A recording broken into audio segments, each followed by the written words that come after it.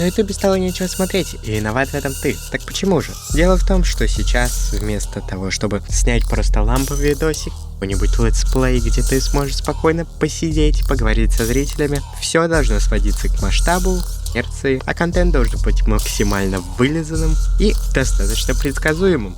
Раньше YouTube был платформой самовыражения. Нужно было там, допустим, запустить Майнкрафт, построить под тихую музыку уютный домик, просуждать о жизни, и все это бы сгодилось. Сегодня такая модель — это нулевые просмотры. В этом виноваты не только зрители, но и многие популярные ютуберы. К примеру, Трбиз. Он задал тенденцию масштаба, яркой какой-нибудь перенасыщенной картинки, смены кадров, постоянных криков, удивлений и так далее. Соответственно, алгоритмы поняли то, что это удерживает людей. Далее поняли это уже и другие ютуберы, и весь контент стал максимально одинаковым. Типа, я прожил 1000 дней в мире динамита, и если я не проживу, то весь мой дом сгорит.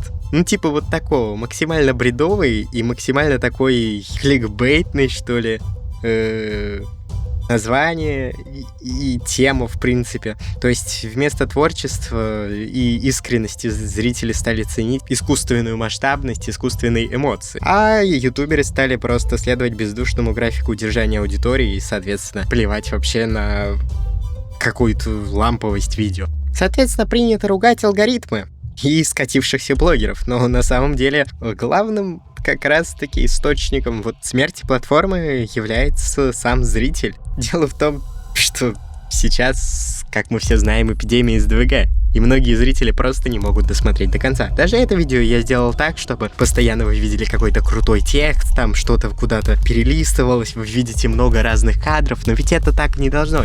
Я могу вот просто сесть типа перед камерой и с вами порассуждать, но это никто не посмотрит. А вот если я сюда налеплю текст, потом еще какую-нибудь бомбу вот тут взорву, то вы, понятное дело, посмотрите это, возможно, даже до конца. А возможно, я где-то пропущу одну бомбу, и вы закроете этот видос. Вот так вот это и работает. То есть клиповое мышление достигло своего апогея, и сформировав у миллионов зрителей симптомы идентичные как раз-таки СДВГ, они убили платформу. Мозг современного пользователя жестко подсел на мгновенный дофамин. И если в Майнкрафт-ролике в первые 5 секунд никто, допустим, не закричал, на экране что-то не взорвалось, или как минимум не взорвалась какая-нибудь сфера из динамита, то просто ролик будет закрыт. И вот с этим как раз-таки хорошо борются стримы. Реально стримы. То есть вот, допустим, кто-то считает то, что стрим — это еще хуже, чем видео, и когда постоянно сидит какой-то чувак и просто кричит, завозит максимально какими-то тупыми шутками про мать и так далее, то, конечно, я согласен в том, что это еще хуже, чем какое-нибудь СДВГшное видео. Но многие стримы — это как раз-таки просто ламповый плей, но в реальном времени. То есть ты можешь и поговорить и со зрителями, и при этом спокойненько поиграть в свою любимую игру. И это, конечно, круто, что хотя бы такой вариант остался. Но именно вот с эрой летсплеев как будто бы это закончено. И вот как раз-таки ты приходишь к какому-нибудь, допустим, ютуберу, я слышал эти слова, и от Эдисона на каких-то стримах, и, кажется, от Лоу Ложки, и, по-моему, еще какой-то ютубер об этом говорил, я не помню. Просто снимай. И во время, когда начинала Ложка или начинал какой-нибудь Эдисон, то, конечно, это можно было сделать, потому что, во-первых, контента было очень мало. Прям максимально мало.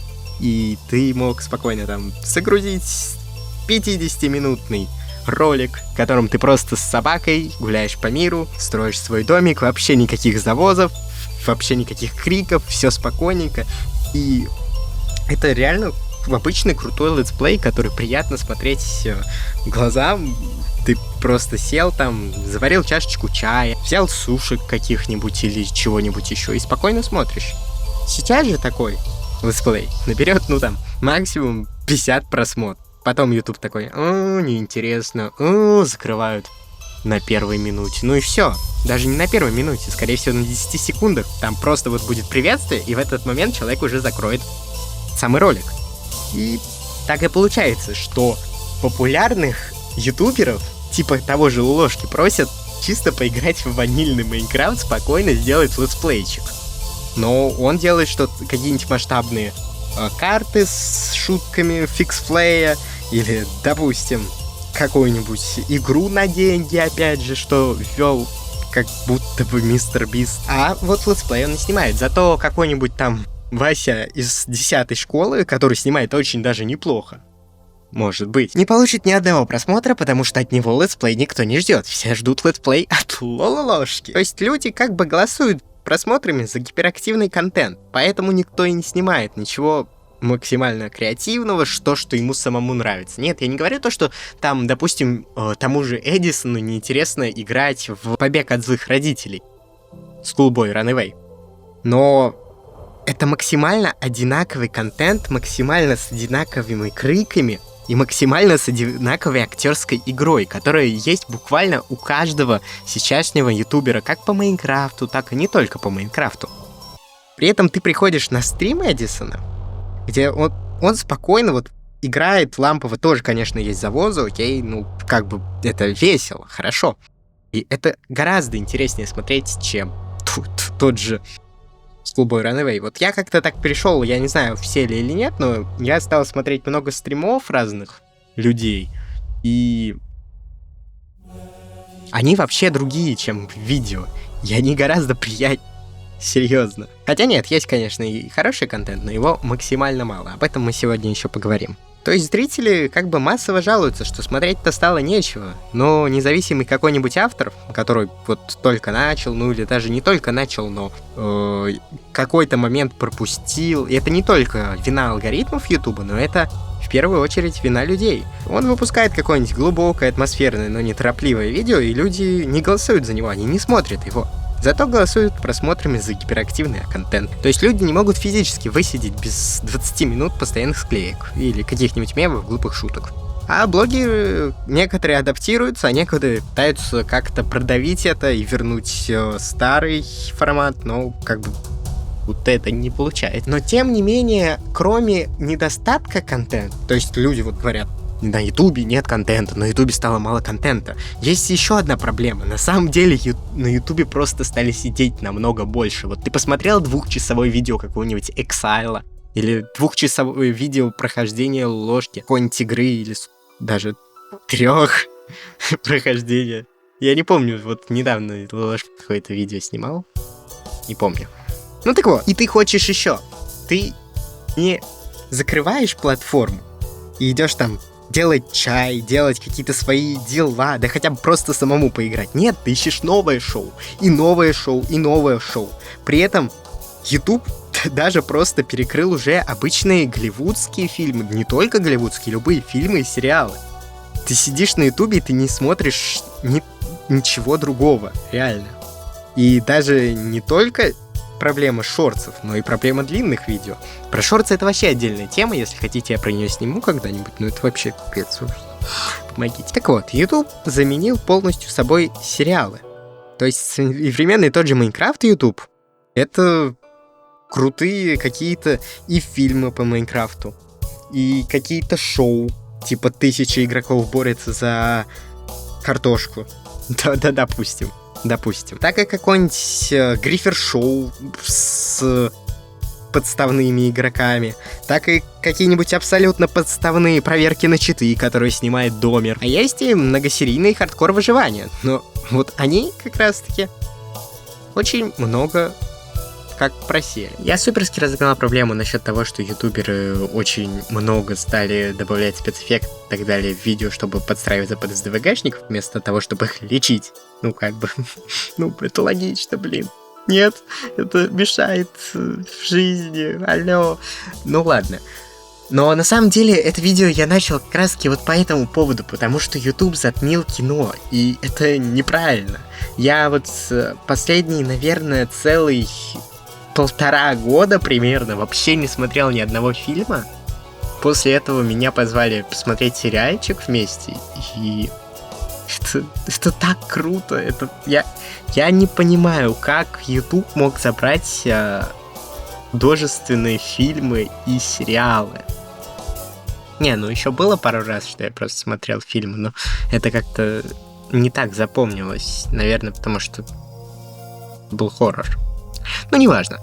Короче, прикол-то в том, что, ну вот сейчас, если вы смотрите постоянно только YouTube, Отвлекитесь, зайдите в какой-нибудь Кинопоиск или куда-то и посмотрите какое-нибудь кино.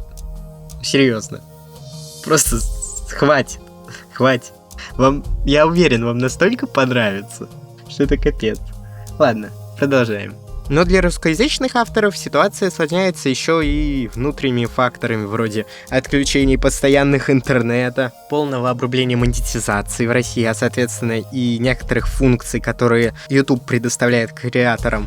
Ну, конечно же, основное это все-таки монетизация. Так и запрет рекламироваться российским компаниям внутри Инстаграма. Кажется, YouTube уже тоже, насколько я знаю, но это не точно. Возможно, еще можно. Но в Инстаграме там и в некоторых других соцсетях, которые раньше были популярны, ну, они и сейчас, в принципе, популярны, в них нельзя разместить рекламу. И то есть, получается, ты не получаешь монетизацию ни от Ютуба, ни от того же Т-банка, потому что он не может у вас купить рекламу. Ему запрещает это закон. Соответственно, русскоязычным авторам просто неоткуда брать деньги. А некуда брать деньги, и, соответственно, многие из них либо перестали снимать, либо стали снимать менее масштабно. А если вспомнить наш разговор выше, меньше масштаба — это меньше просмотров, а, соответственно, и меньше, еще больше заработок. И это российский YouTube прям сильно замедляет. Тем временем YouTube внедрил встроенный автоматический дубляж, и, возможно, как только он начнет работать гораздо лучше, на российском YouTube появится больше американских и других блогеров из разных стран, чем российских. Хорошо это или плохо, решать, конечно, вам. Но прикол в том, что и местному ютуберу, местному майнкрафтеру, работающему без монетизации, на чистом энтузиазме придется конкурировать за внимание зрителей с условными американскими миллионниками, у которого графика лучше в 1000 раз. То есть, если раньше языковой барьер как-то защищал локальных авторов, то сейчас он рушится с очень большой скоростью. Сейчас, конечно, YouTube максимально плохо переводит с русского на английский и с английского на русский, но я думаю, что в ближайшее время это уже исчезнет. Кроме того, тот же MrBeast нанял профессиональных переводчиков, и так начали делать уже многие блогеры. Тот же Dream вроде как это сделал. Точнее, нет, он как-то сделал, потом вроде перестал, сейчас я не знаю. Сейчас, по-моему, у него только субтитры, но тем не менее ролики Дрима смотрят. Ролики Дрима смотрят очень-очень много. Тем не менее, эпоха, когда YouTube был просто платформой для хобби, она уже безвозвратно ушла, и сейчас это бизнес. Бизнес, в котором сражаются те, кто играет на каком-то своем желании стать популярным, кто-то на желании просто сделать крутой контент, кто-то на желании сделать крутое настроение людям. Сражаются с теми, кто хочет сделать много долларов, очень много долларов. И я согласен, что те, кто это делают просто ради денег, они в любом случае ничего не добьются. Но тем не менее, то, куда ушел YouTube сейчас, не очень хорошо, потому что вот эти неживые абсолютно видео, это никому не на руку. Тот же MrBeast недавно признавался в своем посте, что он не чувствует того, что чувствовал раньше от роликов. И это понятно. Вот, допустим, MrBeast недавно выпустил видео с выживанием в Арктике, но это намного интереснее смотреть, чем те же шоу, где куча каких-нибудь крутых людей сражаются за 1000 миллионов долларов. Ну, так, условно. Потому что там видны настоящие эмоции, а не вот эти наигранные. Соответственно, что я хотел донести этим роликом? То, что нужно давать шанс не только каким-то роликам, которые чисто вау, пых, жмых, вау, бам, и все вот такое, а и просто людям, которые несут приятное настроение, ламповый какой-то контент, и просто следить за самим собой, что ты смотришь, потому что, конечно, приятнее, когда у тебя что-то там мелькает туда-сюда, вообще туда улетело, вверх, вниз. Точнее, даже неприятно, а просто на то пошло эта привычка, которая сформировали алгоритмы, которые сформировали до этого люди. То есть это очень сложно. Я надеюсь, что вы сейчас задумаетесь просто о том, что вы смотрите, и поймете, что нужно не подстраиваться под других, а делать то, что вам нравится.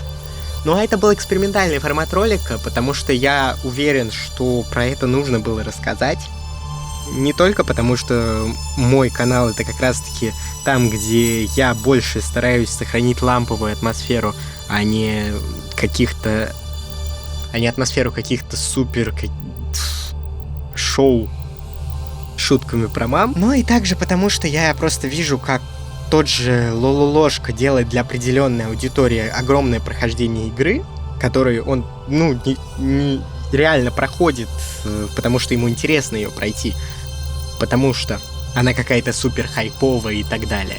И ее смотрит локальное количество пользователей. Причем эти пользователи как раз-таки в основном более старшего возраста, которые смотрели Ложку еще до того, как все YouTube перешел в то, что он есть сейчас. И получается, что Ложка выпустил это на мелкую аудиторию, которые смотрели его с условных зимнелетних похождений. И я недавно как раз-таки открыл именно их, и даже несмотря на то, что качество там ужасное, Ложка вообще не умел говорить как-то по-актерски и так далее.